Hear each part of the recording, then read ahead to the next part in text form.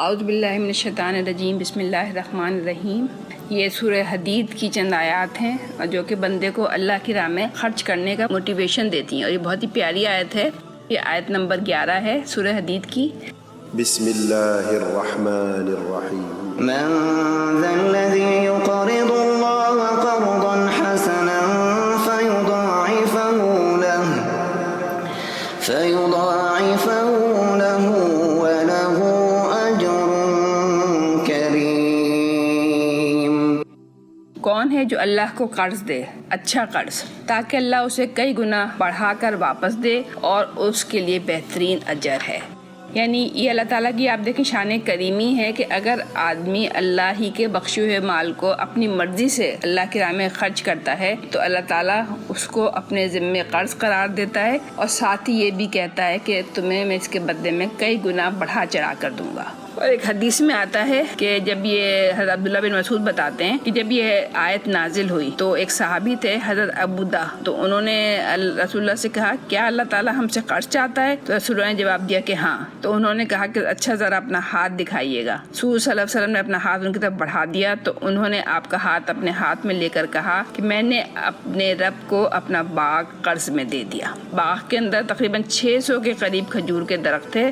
خیر وہ پھر سیدھے اپنے گھر پہنچے اور بیوی کو پکار کر کہا کہ ابو وحدہ کی ماں نکل آؤ، میں نے یہ اپنا باغ اللہ کو قرض دے دیا ہے۔ تو وہ بولی تم نے نفع کا سودا کیا وحدہ کے باپ، اور اسی وقت وہ اپنا سامان اور اپنے بچوں کو لے کر باغ سے نکل گئیں۔ تو اس سے پتہ چلتا ہے کہ جو اس وقت جو مخلص اہل ایمان ہوتے تھے ان کا کیا طرز عمل ہوتا تھا نا۔ اچھا اگلی بات ہے یوم تری المؤمنین والمؤمنات یسعی نورهم بین ایدیہم وبأیمانہم بشراکم اليوم جنات تجری من تحتها الانہار خالدین فیہا ذلک هو الفوز العظیم۔ اس دن جب کہ تم مومن مردوں اور عورتوں کو دیکھو گے کہ ان کا نور ان کے آگے آگے اور ان کے دائیں جانب دوڑ رہا ہوگا، ان سے کہا جائے گا کہ آج بشارت ہے تمہارے لیے۔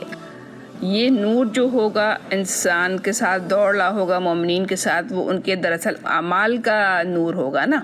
اور ایک حدیث میں آتا ہے کہ جس کے جتنے اچھے عمل ہوں گے اسی حساب سے اس کا نور بھی ہوگا۔ ایک حدیث میں آتا ہے کہ رسول اللہ نے فرمایا کسی کا نور تو اتنا تیز ہوگا کہ مدینے سے عدن تک کی مسافت کے برابر فاصلے تک پہنچ رہا ہوگا، اور کسی کا نور مدینے سے صنعاء تک، اور کسی کا اس سے کم، یہاں تک کہ کوئی مومن ایسا بھی ہوگا جس کا نور اس کے قدموں سے آگے ہی نہیں بڑھے گا۔ یعنی جس کی ذات کی وجہ سے دنیا میں جتنی بھلائی پھیلی ہوگی تو اس کا نور بھی اتنا ہی تیز ہوگا، اور جہاں جہاں تک دنیا میں اس کی بھلائی پہنچی ہوگی میدان حشر میں اتنی ہی مسافت تک اس کے نور کی شعاعیں دوڑ رہی ہوں گی۔ اور پھر اس میں ایک یہ والی بات بھی ہے کہ اس روز منافق مردوں اور عورتوں کا حال یہ ہوگا کہ وہ مومنوں سے کہیں گے ذرا ہماری طرف دیکھو تاکہ ہم تمہارے نور سے کچھ فائدہ اٹھائیں۔ اب یہ منافق کون ہوں گے؟ یہ مسلمان ہی ہوں گے، ایسے مسلمان جو کہ آدھے آدھے دین پہ عمل کرتے ہوں گے، یعنی وہ یہ دیکھ کے عمل قرآن پر اتنا ہی عمل کرتے ہیں جتنا انہیں لگتا ہے ہمارا فائدہ ہے، اور جہاں انہیں لگتا ہے کہ اسلام پر عمل کرنے میں انہیں ذرا سا بھی نقصان ہوگا تو وہ پیچھے ہٹ جاتے ہیں۔ یہ ہمارا حال نہیں ہونا چاہیے کہ ہم جب نماز پڑھ رہے ہوں یا قرآن پڑھ رہے ہوں، کوئی وظائف کر رہے ہوں تو اس وقت تو ہم مسلمان ہوں، اور جب ہم اپنی پریکٹیکل لائف میں جائیں تو پھر ہم اپنی مرضی چلا رہے ہوں، وہاں ہم خدا نخواستہ بددیانتی بھی کر رہے ہوں، جھوٹ بھی بول رہے ہوں، غیبتیں بھی کر رہے ہوں، کسی کے اوپر غصے بھی کر رہے ہوں۔ یہ سارے کام بھی خالی کافر تو نہیں کر رہے ہوتے نا، مسلمان بھی کر رہے ہوتے ہیں۔ جیسے کافروں میں بھی اچھے لوگ ہوتے ہیں ایسے مسلمانوں میں بھی ہیں، لیکن اصل چیز تو یہی ہے نا کہ منافقین کے لیے یہاں پہ کہا گیا ہے، مگر ان سے کیا کہا جائے گا؟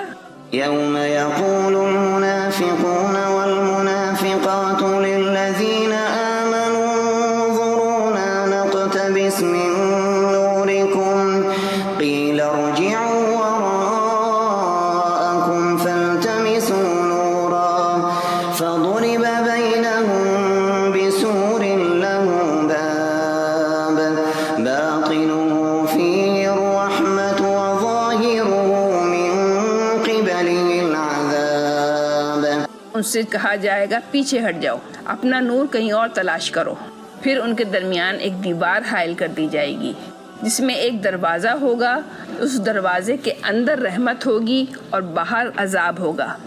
یعنی اہل جنت جب اس دروازے سے جنت کے اندر داخل ہو جائیں گے تو وہ دروازہ بند کر دیا جائے گا، اور دروازے کے ایک طرف تو نعمتیں ہوں گی اور دوسری طرف دوزخ کا عذاب ہوگا. اور منافقین کے لیے اس حد فاصل کو پار کرنا بالکل ممکن نہیں ہوگا جو ان کی اور جنت کے درمیان حائل ہوگا. اچھا اب کیا ہوگا؟ ينادونهم ألم نكن معكم قالوا بلى ولكنكم فتنتم أنفسكم وتربصتم وارتبتم وغرتكم الأماني حتى جاء أمر الله وغركم بالله الغرور. پھر وہ مومنوں سے پکار پکار کر کہیں گے کیا ہم تمہارے ساتھ نہ تھے، مگر تم نے اپنے آپ کو خود ہی فتنے میں ڈالا، موقع پرستی کی، شک میں پڑے رہے، جھوٹی توقعات تمہیں فریب دیتی رہیں، یہاں تک کہ اللہ کا فیصلہ آ گیا اور آخر وقت تک وہ بڑا دھوکے باز تمہیں اللہ کے معاملے میں دھوکہ دیتا رہا. آگے اللہ تعالیٰ کیا کہہ رہا ہے؟ فَالْيَوْمَ لَا يُؤْخَذُ مِنكُمْ فِدْيَةٌ وَلَا مِنَ الَّذِينَ كَفَرُوا مَأْوَاكُمُ النَّارُ هِيَ مَوْلَاكُمْ وَبِئْسَ الْمَصِيرُ. لہٰذا آج نہ تم سے کوئی فدیہ قبول کیا جائے گا اور نہ ان لوگوں سے جنہوں نے کھلا کھلا کفر کیا تھا. تمہارا ٹھکانہ جہنم ہے، وہی تمہاری خبرگیری کرنے والی ہے اور یہ بدترین انجام ہے. صدق اللہ العظیم.